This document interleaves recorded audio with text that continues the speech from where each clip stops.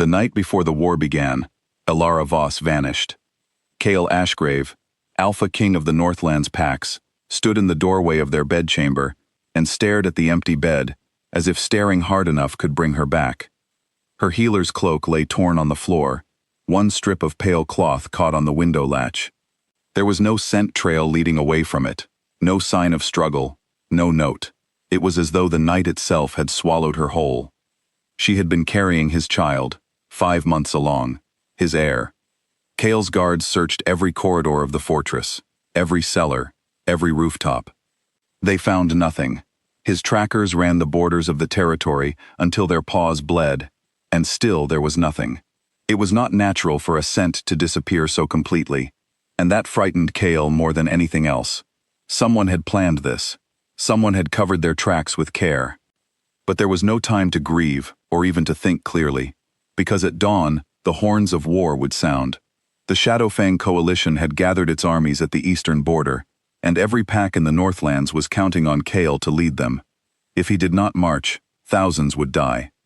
If he did march, he would be leaving the search for Elara in other hands, hands he could not fully trust. The pack elders were blunt about it.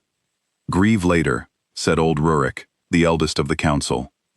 "Right now, your people need their king, not a man chasing shadows." Chaol wanted to argue. He wanted to tear the fortress apart stone by stone until he found her. But he looked out at the packs gathering in the courtyard below, mothers holding their children close, young wolves sharpening blades they barely knew how to use, and he understood that he could not choose one life, even the life he loved most, over thousands of others. He knelt by the window that night, pressed his palm against the cold stone where her scent still lingered faintly, and made a vow. "I will end this war," he whispered, "and then I will find you, even if it takes the rest of my life." He kept his word about the second part far longer than anyone expected. The Great Wolf War lasted 3 years. It should have lasted 6 months, by every estimate the War Council had made, but the Shadowfang coalition was better prepared than anyone had guessed, and betrayal within the ranks kept turning victories into losses. Chaol became a different man during those years. The soft warmth that Elara used to draw out of him, the private smile he saved only for her, disappeared behind a mask of cold command. His wolves feared him and followed him, because a king who fights like he has nothing left to lose is a terrifying thing to stand beside in battle. But even in the middle of the worst fighting, even after nights when he did not sleep because the screams of the dying still rang in his ears, Chaol sent scouts, quiet ones, trusted ones. He gave them only one task, separate from the war entirely: find any trace of Elara Voss. The scouts came back with rumors more often than facts. A healer matching her description had been seen in a southern village, but by the time riders arrived, she had already moved on, or had never existed at all. A child born to an unnamed wolf woman near the western border caused Chaol's heart to leap into his throat for an entire month, until the truth came back that the child was not his, and the mother was a stranger, with no connection to Elara whatsoever. Each lead crumbled. Each disappointment cut a little deeper. His advisors began to worry that the king was chasing ghosts instead of leading a war.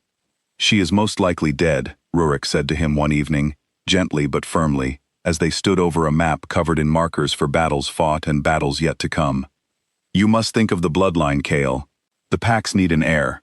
There are daughters of noble houses who would make fine mates, strong alliances that would end this war faster." Chaol did not raise his voice. He rarely did anymore. He simply said, "I would know if she were dead. The bond does not lie. It is faint, but it is there." And he turned back to the map, and no one brought up the subject of a new mate again.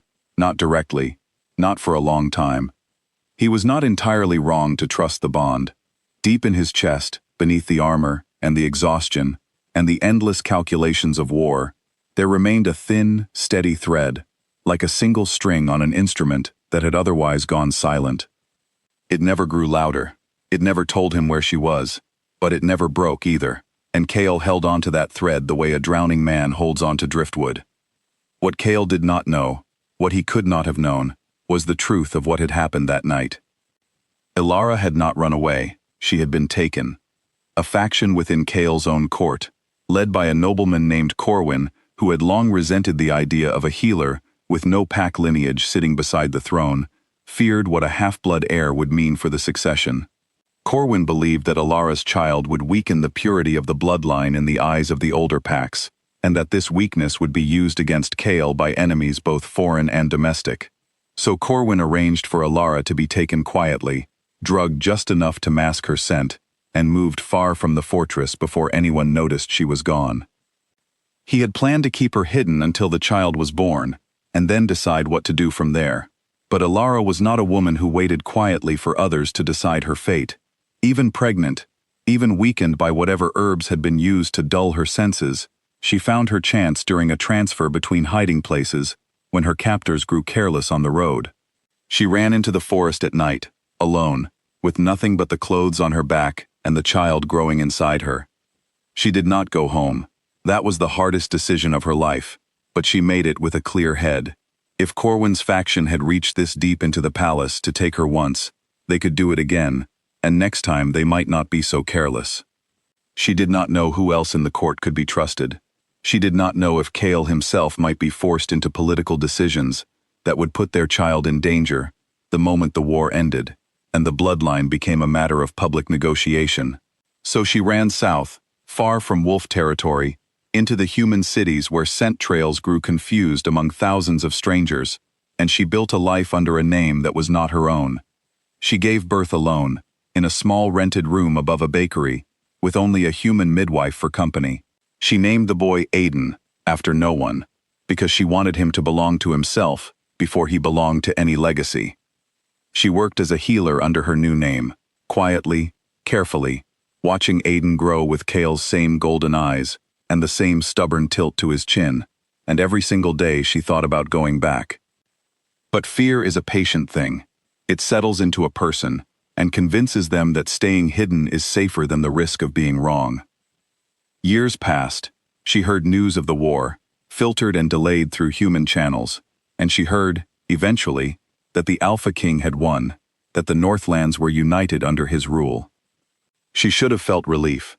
Instead, she felt a fresh wave of guilt so heavy it kept her awake at night, because winning the war meant Chaol was safe enough now to be found, and she had still not gone to him.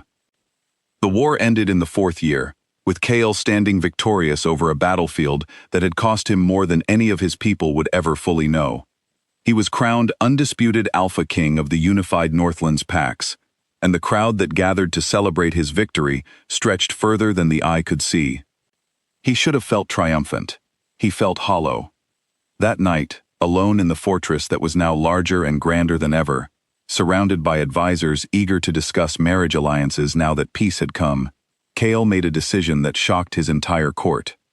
He stepped down from daily rule, appointing a trusted regent council to manage the kingdom's affairs, and declared that he was leaving to search for his mate himself. No more scouts sent on his behalf. No more waiting for reports that always disappointed him. He would go himself, and he would not stop until he found her, or until the thread in his chest finally went silent.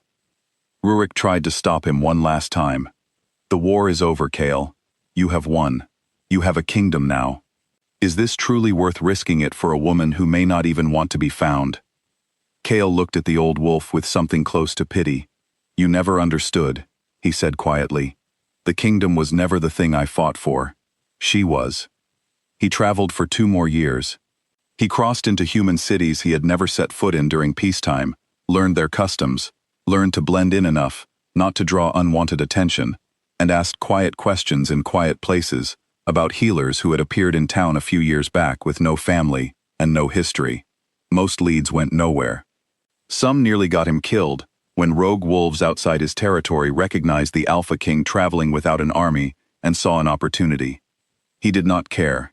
He kept moving. The turning point came in a small border village, the kind of place with one bakery, one healer's house, and streets quiet enough that everyone knew everyone else's business. Chaol had followed a rumor there half-heartedly, expecting another dead end like all the others. But the moment he crossed into the village square, the thread in his chest, the one that had stayed thin and steady for 6 years, suddenly pulled taut and burned bright, stronger than it had ever been. He stood frozen in the street, breathing hard, and followed the pull the way a compass needle follows north, past the bakery, down a narrow side street, to a small house with a healer's sign hanging above the door. Ilara opened the door before he even knocked. She must have felt the bond flare too, must have known the moment he entered the village, and when their eyes met, 6 years of fear and grief and hope collided all at once. Neither of them said anything for a long moment. There was too much to say, and somehow not enough words for any of it. It was a small voice from behind her that finally broke the silence. A boy, maybe 5 years old, with golden eyes and dark hair, peered around Ilara's legs at the stranger standing in the doorway. "Mama, who is that?" the boy asked. Cale's knees nearly buckled. He looked at the boy, and the boy looked back at him with eyes that belonged to no one else but Cale himself, and something in his chest that had been clenched tight for 6 years finally loosened. "That is Aiden," Ilara said softly, her voice shaking. "Your son." The reunion was not simple. There was too much history for it to be simple. Ilara wept as she explained everything: the kidnapping, the escape, the fear that had kept her running even after the war ended, the guilt that had grown heavier with every passing year. Cale listened without interrupting, and when she finished, he did not blame her. How could he? She had protected their son the only way she knew how, alone, with no one to trust, and no way of knowing who among his court might still wish them harm. He told her about Corwin, about the faction within his own ranks that had orchestrated everything, and made her a quiet promise that justice would be served the moment they returned, that no one would ever again have the power to tear their family apart. Aiden, for his part, watched the two adults with the simple curiosity of a child who did not yet understand the weight of what was happening, only that his mother was crying, and the stranger's eyes looked exactly like his own. Cale knelt down to the boy's height, moving slowly, so as not to frighten him. "Hello, Aiden," he said, his voice rough with an emotion he could barely hold back. "I have been looking for you and your mother for a very long time." "Did you find us now?" Aiden asked, tilting his head in a way that was so achingly familiar it nearly broke Cale all over again. "Yes," Cale said, "I found you." They did not leave the village that night. Cale stayed, and for the first time in 6 years, he let himself simply exist in the same room as the two people he loved most, without a war to fight or a search to continue. There would be a journey home in the days ahead, a kingdom to explain things to, wrongs within his own court to make right. But that could wait until morning. For now, there was only the quiet house, the boy asleep between them, and Ilara's hand finally resting in his again. The war had taken 3 years of his life. The search had taken longer, far longer, stretching across years he would never get back.